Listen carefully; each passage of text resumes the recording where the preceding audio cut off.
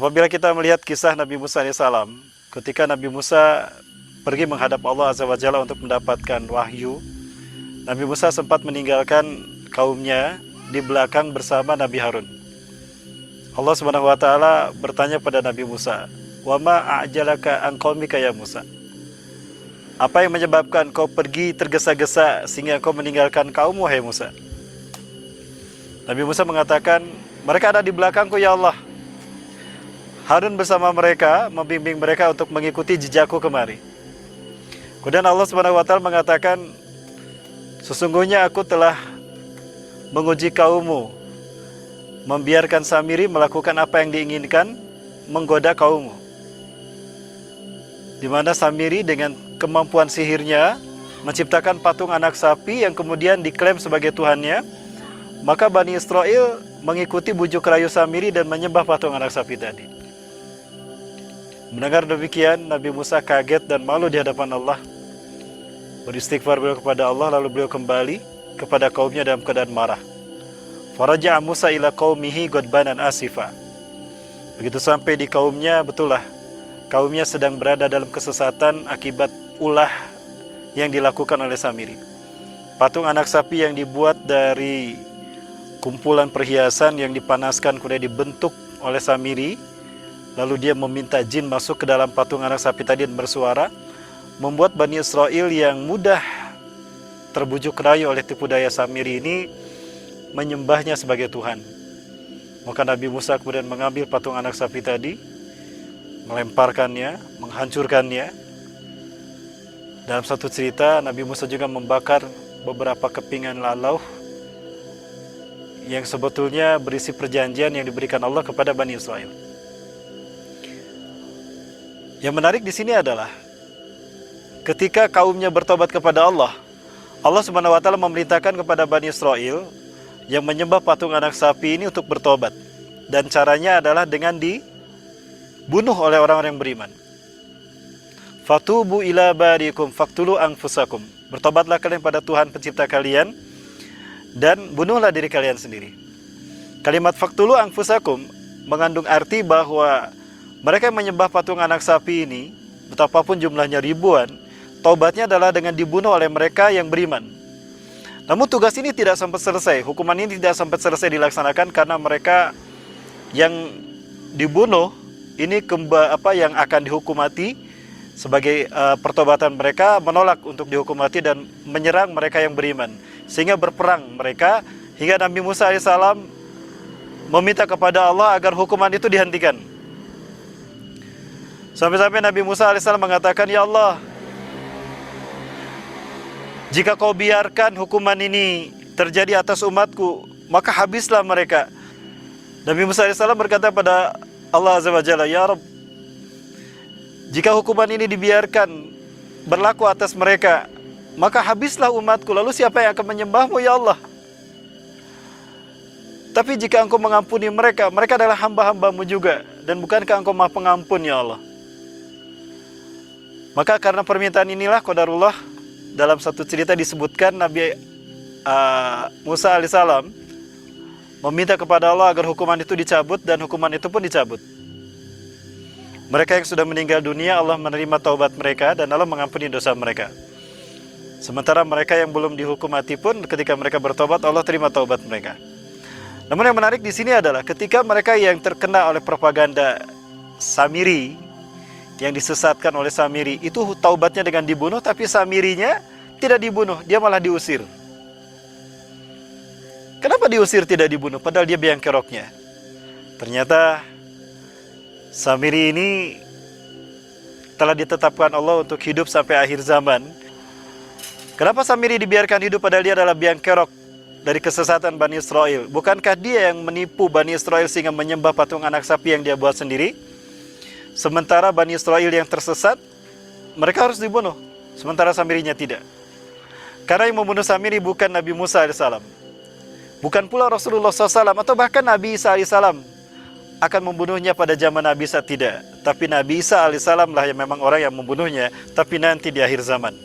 Sehingga nas ini memberikan tekanan kuat bagi kita bahwa Nabi Isa AS hari ini masih ada. dan beliau masih hidup. Dan Allah Azza wa Jalla akan menurunkan Nabi Isa kelak di akhir zaman, tepatnya di Masjid Umawi di Damaskus Timur, tepatnya di Aleppo, masjid yang bermenara putih. Di saat itulah Allah akan menurunkan Nabi Isa untuk menunaikan tugas-tugas penting. Selain membunuh babi, selain menghancurkan salib, menghapuskan pajak, tugas utama Nabi Isa AS kelak di akhir zaman adalah membunuh Samiri, yang di zamannya sempat bertemu dengan Nabi Isa AS, mengaku Yudas Iskariot, dan dialah yang digantung di tiang salib. Jadi sebetulnya siapa Samiri ini? Kita mengenal Imam Bukhari. Imam Bukhari sebetulnya adalah kauniyah, bukan nama asli. Kenapa dinamakan Imam Bukhari? Disebut Imam Bukhari karena beliau lahir di Bukhara. Kita punya seorang syekh besar, ulama besar, Syekh Nawawi. Beliau mendapatkan kauniyah Al-Bantani karena lahir di Banten. Begitu pula dengan Samiri. Konon ceritanya dia lahir di Samirah 100 tahun sebelum Nabi Musa alaihissalam diutus. Samirah adalah satu kota yang berada di Palestina. Karena dia lahir di Samirah, maka dia diberi nama Samiri.